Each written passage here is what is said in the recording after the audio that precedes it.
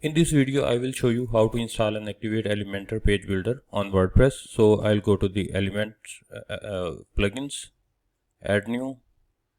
In the popular, here we have the Elementor by Elementor. So let's install it, activate. Now we will go back to our website dashboard.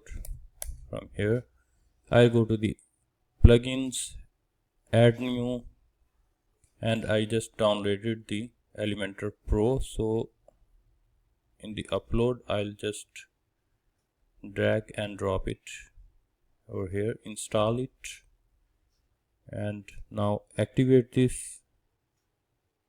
Now we have the Elementor on the sidebar. In the editor settings, I'll go to the license.